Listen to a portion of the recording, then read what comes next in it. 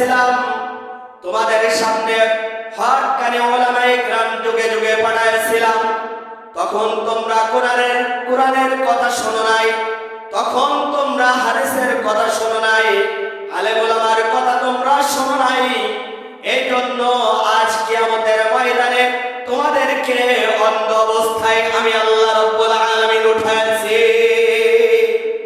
ও আমার ভাইরা, ও আমার বাবারা, একটু চিন্তা করেন কোরআন কত দামি, কোরআন কত দামি। দুনিয়ার মধ্যে যত গ্রন্থ আছে সকল গ্রন্থের মধ্য থেকে আল্লাহ রাব্বুল আলামিনের কালামে পাক অনেক দামি, অনেক দামি, ঠিক কি ঠিক না? কোরআন এত দামি, কোরআন এত দামি। কোরআনের সূরা ফাতিহা যদি কোনো আল্লাহ পাকের বান্দা বান্দি তেলাওয়াত করে, তাহলে ওই বান্দা বান্দির আমলনামায় 4টা কিতাব তেলাওয়াত করলে যে পরিমাণের সওয়াব হয়, ওই পরিমাণের সওয়াব আল্লাহ রাব্বুল আলামিন ওই বান্দা বান্দির আমলনামায় দিয়া দেন। বলেন সুবহানাল্লাহ। তাওরাত, জাবুর, ইনজিল, কোরআন তেলাওয়াত করলে যে পরিমাণে সওয়াব হয়, এই পরিমাণে সওয়াব আল্লাহ রাব্বুল আলামিন তার আমলনামায় দিয়া দেন।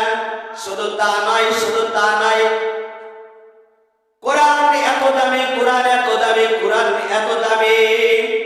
যদি কোনো আল্লাহ পাকের বান্দা বান্দি সূরা ইখলাস 3 বার তেলাওয়াত করে, এক খতম কালামে পাক তেলাওয়াত করলে যে পরিমাণে সওয়াব হয়, এই পরিমাণে সওয়াব আল্লাহ রাব্বুল আলামিন তার আমলনামায় দিয়া দেন।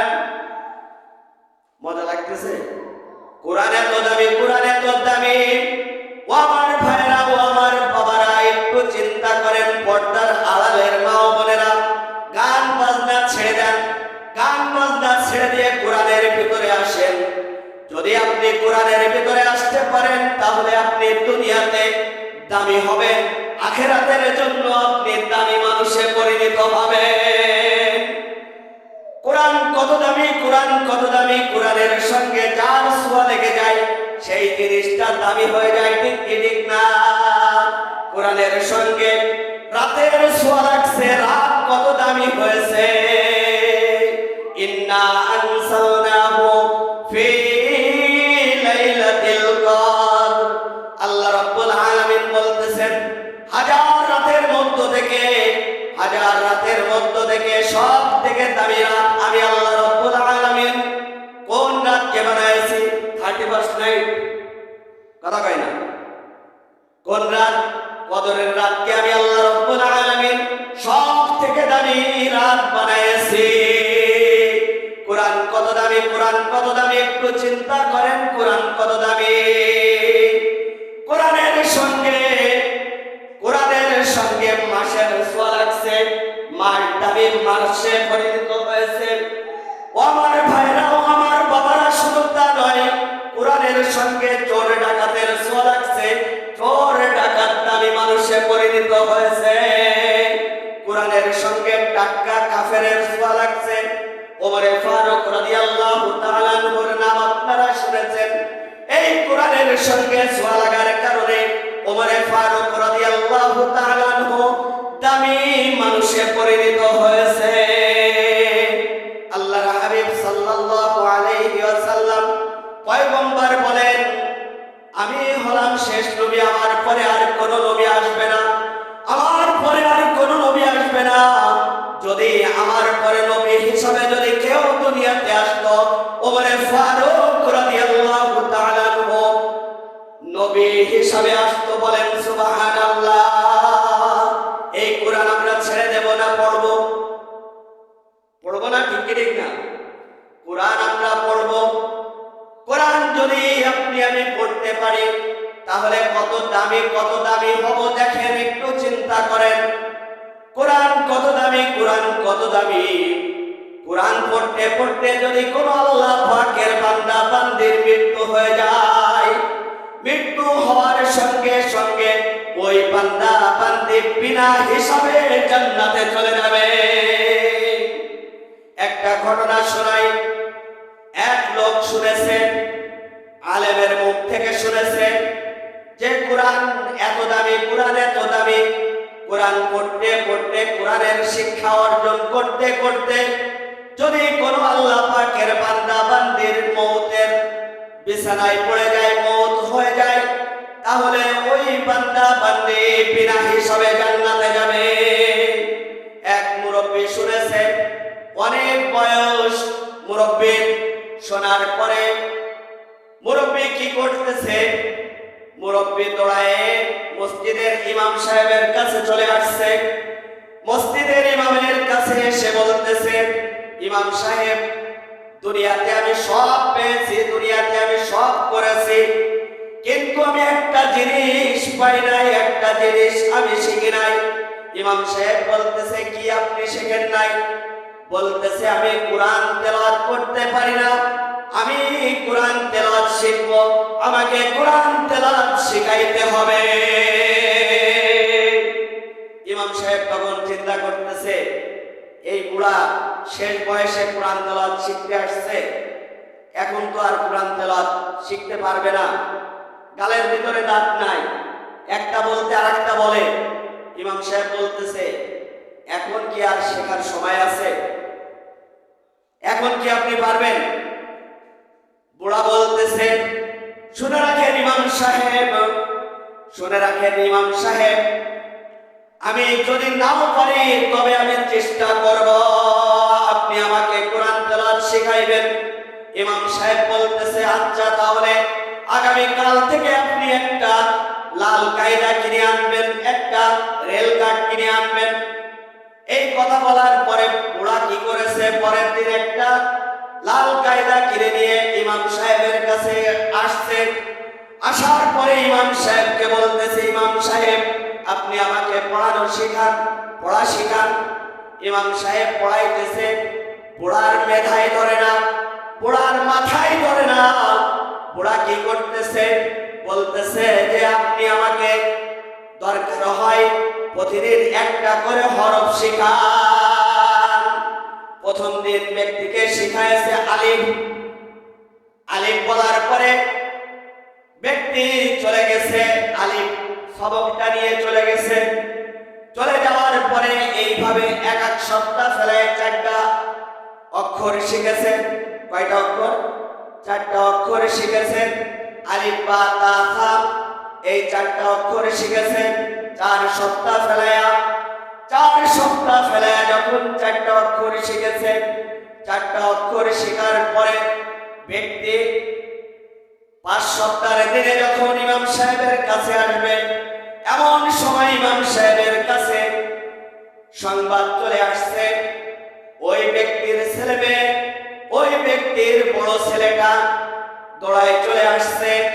এসে বলতেছে, ইমাম সাহেব, আপনার কাছে আমার বাবা কোরআন তেলাওয়াত শেখার জন্য আসতো, আমার বাবা দুনিয়ার থেকে বিদায় নিয়ে চলে গেছে, আমার বাবা আর দুনিয়াতে নাই, আমার বাবা দুনিয়ার থেকে বিদায় নেওয়ার আগে আপনার কথা বলে গেছে, আপনি তার জানাজা নামাজ পড়াইবেন এবং কবরের ভিতরে আপনি নিজে হাতে রাখবেন, এই ওসিয়াত করেছে। ইমাম সাহেব দৌড়ায় ব্যক্তির বাড়িতে চলে গেল। ব্যক্তির বাড়িতে যেয়ে ব্যক্তিকে কাফন দাফনের ব্যবস্থা করে দিল।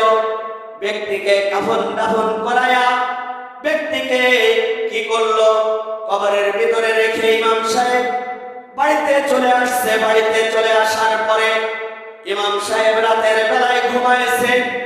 এমন সময় ইমাম সাহেব স্বপ্ন দেখতেছে যে ওই বুড়াটা জান্নাতের ভিতরে মিটমিট করে হাসতেছে।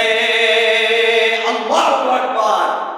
ইমাম সাহেব ব্যক্তিকে জিজ্ঞাসা করতেছে স্বপ্নের ভিতরে, ও বুড়া বাবা, আপনি এই জান্নাতের ভিতরে মিটমিট করে হাসতেছেন, কারণটা কি? আপনি দুনিয়াতে কি এত আমল করেছেন, আপনি জান্নাতের ভিতরে আপনি বসে মিটমিট করে হাসতেছেন, কারণটা কি? ব্যক্তি বলতেছে, আমি জান্নাতের ভিতরে মিটমিট করে হাসতেছি এই জন্য, আমাকে যখন কবরে রেখে আমার দুনিয়ার সকল মানুষ চলে যায়, চলে যাওয়ার পরে কবরে যখন প্রশ্ন করার জন্য ফেরেশতা আসছে, ফেরেশতা আসার পরে আমি দুনিয়াতে থাকা অবস্থায় শুনেছিলাম যে ব্যক্তি কোরআন তেলাওয়াত শিখতে শিখতে দুনিয়া থেকে বিদায় নিয়ে চলে যাবে, ওই ব্যক্তি বিনা হিসাবে জান্নাতে যাবে।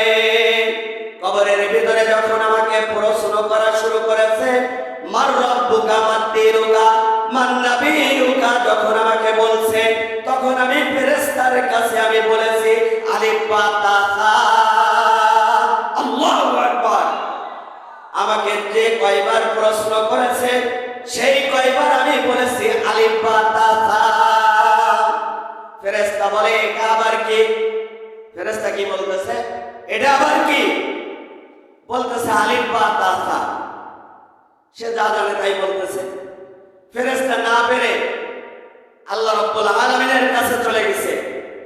আল্লাহ রাব্বুল আলামিনকে বলতেছে, ওগো আল্লাহ, ওই কবরের ভিতরে এমন একটা আশ্চর্য মুর্দা আসছে, তাকে যখন মার রব্বুকা বলি, মা দীনুকা বলি, মান নাবিয়ুকা বলি, বলার সঙ্গে সঙ্গে ব্যক্তি বলে আলিফ বা তা সা।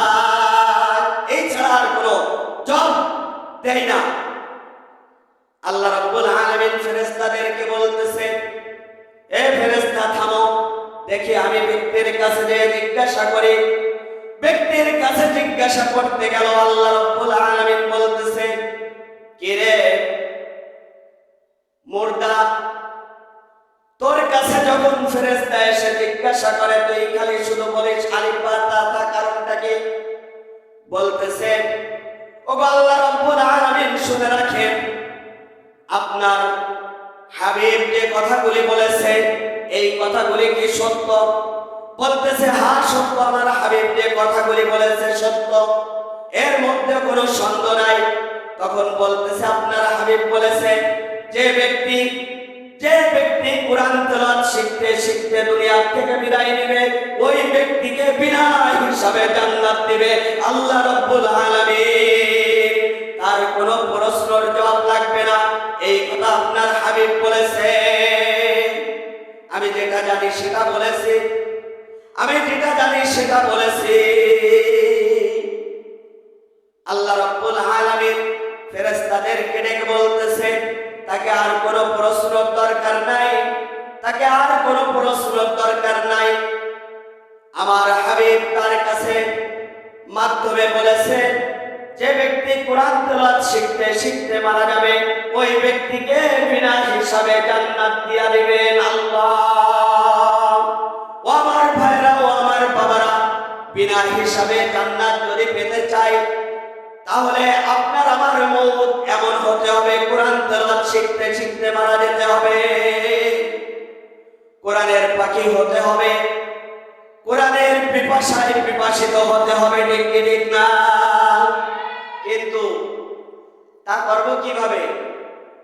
কোরআনের বিরোধিতা করি আমরা, উল্টা আলেম ওলামার বিরোধিতা করি, ঠিক না? কোরআন ওয়ালাদের বিরোধিতা করি।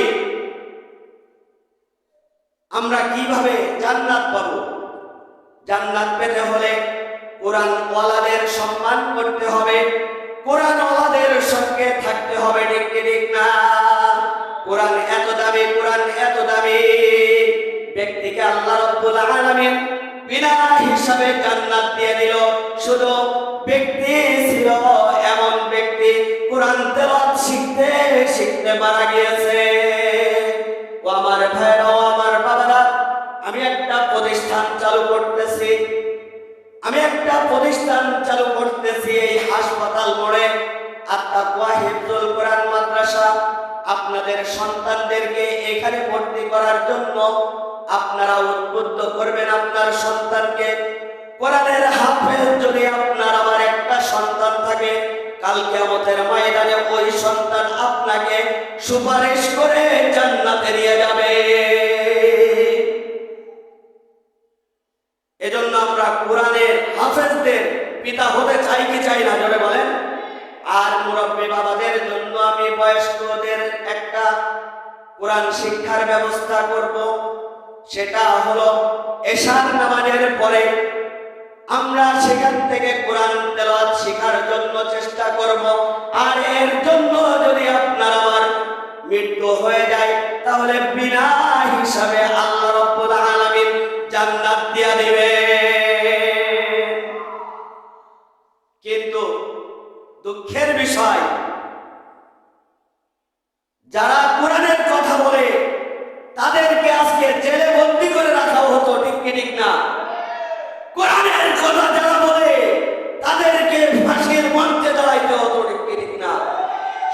পরিবর্তন হয়েছে, আবার আরেক ফিতনা বের হয়েছে। দেখেছেন আরেক ফিতনা, এটা আদি একটা ফিতনা, নাম শুনছেন না? তাবলীগ জামাত আমি দেখছি, ছোটবেলার থেকে দেখতেছি, ছাত্র জীবন থেকে দেখতেছি, তাবলীগ জামাতের মধ্যে কোনো ভেজাল নাই। কিন্তু বর্তমানে তাবলীগ জামাতের মধ্যে এক দুষ্কৃতিকারক, এক সন্ত্রাসী, এক গুন্ডা বাহিনী বের হয়েছে। তারা বলে ওলামায়ে কেরাম কোনো কাজে লাগে না, তিন চিল্লা দিলে সে ওলামা হয়ে যায়। একটা ঘটনা মনে পড়ে গেল, বলবো? একটা ঘটনা মনে পড়ে গেল। উলামায়ে কেরাম যদি না লাগে তাহলে একটু চিন্তা করেন। ইমামে গাজালি রহমাতুল্লাহ আলাইহির নাম শুনছেন? ইমামে গাজালি রহমাতুল্লাহ আলাইহিকে শয়তান ধোঁকা দেওয়ার জন্য আসছে। কে ধোঁকা দেওয়ার জন্য? শয়তান। শয়তান ধোঁকা দেওয়ার জন্য ইমামে গাজালি রহমাতুল্লাহ আলাইহির কাছে আসছে। এসে ইমামে গাজালি রহমাতুল্লাহ আলাইহিকে ডাকতেছে গভীর রাতে। ইমামে গাজালি রহমাতুল্লাহ আলাইহি গভীর রাতে কি করতেছে? গভীর রাতে তাহাজ্জুদ নামাজ পড়তেছে। তাহাজ্জুদ নামাজ শেষ করে তাসবিহ তাহলিল করতেছে। এমন সময় শয়তান আল্লাহ রাব্বুল আলামিনের ভেষ ধারণ করে চলে আসছে। এসে ইমামে গাজালিকে ডাকতেছে আর বলতেছে, ইমামে গাজালি, ইমামে গাজালি বাড়ি আছেন? ইমামে গাজালি বিকট আওয়াজ শুনতেছে। এমন আওয়াজ শুনে ইমামে গাজালি মনে করতেছে কে? ইমামে গাজালি ভিতর থেকে বলতেছে, কে আপনি? আমি তোমার আল্লাহ। বলেন নাউজুবিল্লাহ। ইমামে গাজালি বলতেছে, কে আপনি? আমি তোমার আল্লাহ। তোমার এত আমল দেখেছি, তোমার এত আমল দেখেছি, আমল দেখার কারণে আমার ভালো লেগেছে। আমি আর আরশে আজিমের ভিতরে থাকতে পারলাম না, তোমাকে সরাসরি আমি নিতে আসছি। দেখো বুরাক নিয়ে আসছি। শয়তান কি করেছে? বুরাক নিয়ে আইছে। কোনতে বুরাক আনছে শুনবেন? একজনের গোয়ালিতে গাদা ছুরিয়ে নিয়ে আইছে। গাদা ছুরিয়ে আইনে ইমামে গাজালির সামনে, ঘরের সামনে রেখে বলতেছে, আমি আল্লাহ তোমাকে আরশে আজিমে নেওয়ার জন্য আসছি, আসেন। এখন ইমামে গাজালি করছে, আল্লাহ তাআলা দাঁড়ান, আল্লাহ আপনি তাহলে দাঁড়ান, আমি আসতেছি। ইমামে গাজালির যে কিতাব রাখা যে র‍্যাক ছিল, ওখানে পুরা এক লাঠি ছিল। ইমামে গাজালি করছে যে আল্লাহ রাব্বুল আলামিন তার হাবিবকে সৃষ্টি না করলে আসমান জমিনে অনেক কিছু সৃষ্টি করত না। তার ইবাদত বন্দেগী দেখে আল্লাহ রাব্বুল আলামিন তাকে এইভাবে নিতে আসে নাই। আর আমার মতন গাজালিকে দেওয়ার জন্য আল্লাহ সরাসরি আসছে। দাঁড়ান আল্লাহ, আমি আসতেছি। এইদিকে ইমামে গাজালি পুরা লাঠি দিয়ে বের হয়েছে। বের হয়ে দরজা খুলেছে। দরজা খুলে আল্লাহর চুল ধরে বসে, আল্লাহর চুল ধরে সাপ্পা সাপ্পা চাই তুলে বাড়ি বাড়ি দিলে আল্লাহ কি করছে? মাগরে বাপরে, এ কার ধরে আসলাম। ওইখান থেকে আর ধোকা দিতে পারলো না। কারণটা কি ছিল জোরে বলেন? ইমামে গাজালি ছিল একজন আল্লাহওয়ালা ব্যক্তি, একজন আলেম ব্যক্তি ছিল ইমামে গাজালি। হাদিস কোরআন বোঝে, এই জন্য ইমামে গাজালিকে শয়তান ধোকা দিতে পারি না। ঠিক ঠিক না? এরপরে শয়তান ভাবতেছে তাহলে যে কোনো এক কায়দায় অন্য কাউরে ধোকা দিতে হবে। শয়তান হাঁটতে হাঁটতে সামনে রওনা করছে। দেখে সামনে এক আবেদ ব্যক্তি, খুব আমল করে কিন্তু আলেম না।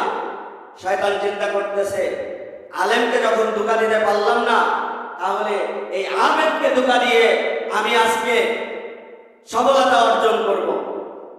ঠিক তেমনি ওই আবেদকে ধোকা দেওয়ার জন্য শয়তান তার বাড়ির সামনে গেছে। বাড়ির সামনে যে ডাকতেছে, আর আবেদ ব্যক্তিও রাতে জেগে জেগে ইবাদত করতেছে, তাসবিহ তাহলিল করতেছে।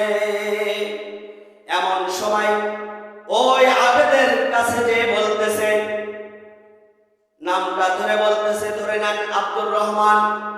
এমন সুন্দর করে আওয়াজ করতেছে, আব্দুর রহমান তুমি বাড়ি আছো নাকি?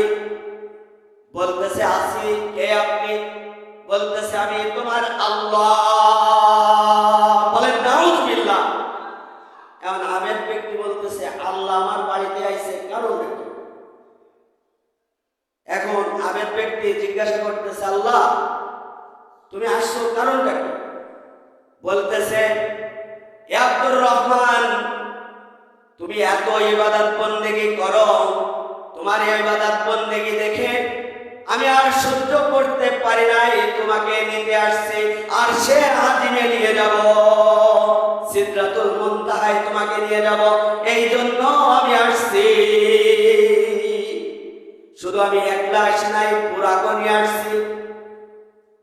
এমন আবেদ ব্যক্তি ভাবতেছে আল্লাহ যখন আসছে তাহলে তো আমি কত না দাম। এখন আবেদ ব্যক্তি বলতেছে আল্লাহ তাহলে আপনি দাঁড়ান, আমি বেরোচ্ছি। আবেদ ব্যক্তি জামা কাপড় পরে সুন্দর করে সাজুগুজু করে আল্লাহর সাথে আরশে আজিমে যাবে, সিদরাতুল মুনতাহায় যাবে, এই জন্য বের হয়েছে। এদিকে শয়তান কি করেছে? শয়তান ওই গাধাটাকে বেঁধে রাখছিল। আবেদ ব্যক্তি বেরোনোর সঙ্গে সঙ্গে ওই গাধার উপরে উঠাইছে, উঠায় দৌড় শুরু করে দিয়েছে। এমন দৌড় দিতেছে গাধা, এমন দৌড়াইতেছে। ওই গাধা দৌড়ায় পেঁয়াজ বাগান, আম বাগান, কাঁঠাল বাগান, বাগান সাগান দিয়ে কবরের খানা, অমুক খানা তমুক খানা, এর ভিতর দিয়ে নিয়ে দৌড়াইতেছে। আবেদ ব্যক্তি বলতেছে আল্লাহ আপনি আমাকে কোয়ানে নিয়ে যাইতেছেন, বা আরশে আজিমে যাইতে গেলে একটু কষ্ট ক্লাস হতে পারে, একটু ধৈর্য ধরো, এরপরেই তো তোমাকে সিদরাতুল মুনতাহায় নিয়ে যাওয়া হবে, তুমি শান্তি আর শান্তি পেতে থাকবে, একটু ধৈর্য ধরো। এইভাবে পেঁয়াজ বাগান, এই কাঁঠাল বাগান, এর মধ্যে সের মধ্যে দৌড়াইতেছে। এদিকে আবেদের গার মধ্য থেকে জামা ছিঁড়ে যাইতেছে, আবেদের গার মধ্য থেকে জামা ছিঁড়ে থেকে যাইতেছে, টুপি পড়ে যাইতেছে, জামা পড়ে যাইতেছে। এদিকে এই করতে করতে কি হইতেছে? এইভাবে করতে করতে ব্যক্তিকে নিয়ে যাইতেছে। আর ব্যক্তি বলতেছে আপনি আমাকে কোথায় নিয়ে যাইতেছেন? দূর আসলে আর আলোচনা করব না। ব্যক্তি বলতেছে আপনি আমাকে কোথায় নিয়ে যাইতেছেন? বলতেছে তোমাকে নিয়ে যাব সিদরাতুল মুনতাহায়, তোমাকে নিয়ে যাব আমি সিদরাতুল মুনতাহায়। তোমার কোনো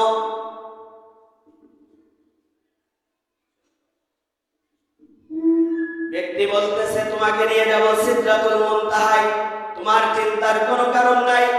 এইভাবে করে কি করেছে? এইভাবে করে ওই ব্যক্তির জামা কাপড় সব ছিঁড়ে, জামা কাপড় যা ছিল সব ছিঁড়ে পড়ে গেছে। যাওয়ার পরে এদিকে গভীর রাত হয়ে শেষ হয়ে যাইতেছে, ফজরের আযানের সময় হয়েছে। ফজরের আযানের সময় যখন হয়েছে, মসজিদের মাইক থেকে যখন ফজরের আযান দিতেছে, এমন সময় শয়তান আর আযান দিলে দাঁড়াইতে পারে? জোরে বলেন। শয়তান আর দাঁড়াইতে পারে না। কি করবে? এখন ব্যক্তিকে বাড়ির সামনে নিয়ে ঘুরায়, সারা রাত ঘুরায় বাড়ির সামনে একটা গোবরের গানা, সেই গোবরের গানার ভিতরে ল্যাংটা ব্যাংটা করে মাথায় এক আড়ি দিয়ে, ভাঙ্গা আড়ি দিয়ে ধুয়ে চলে গেছে। সকালবেলা বউ উঠেছে, উঠে বেটারে খোঁজে, বেটা গেল কই? খুঁজতে খুঁজতে সোয়াল মায়েরা দেয় কি গোবরের গানার মধ্যে বুড়ো দাঁড়ানো। বুড়োর কাছে জিজ্ঞাসা করতেছে কি রে তুমি এনে দাঁড়ানো কেন? কোনো কথা বলছি, আমি সিদরাতুল মুনতাহায় আছি। কি বলতেছে? আলেম ছাড়া যদি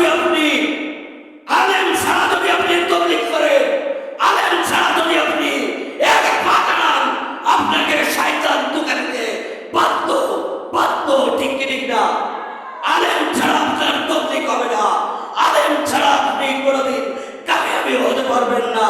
আলেম আপনার হওয়ার পরে লাগবে, আলেম আপনার দুনিয়াতে থাকা অবস্থায় লাগবে, আলেম আপনার মরণের পরে লাগবে। ঠিক না? আলেম ছাড়া যদি আপনি তাবলীগের কথা বলেন, আপনি যদি আলেম ছাড়া যদি বলেন, তাহলে আপনার তাবলীগ যদি আপনি 3 চিল্লা দেন, ওই 3 চিল্লা ইনশাআল্লাহ শুধু আপনার পিকনিক ছাড়া আর কিছু হবে না। প্রিয় ভাইরা, আমি বলতে চাই যে আলেম যে দলের ভিতরে আছে, হক্কানি ওলামায়ে কেরাম যে দলের ভিতরে আছে, এই দলের তকলিকে আমরা থাকবো ইনশাআল্লাহ। আখিরি দাওয়ানা আলহামদুলিল্লাহি রাব্বিল আলামিন। এখন আমাদের সামনে কোরআন ও হাদিস থেকে আমার সিরাত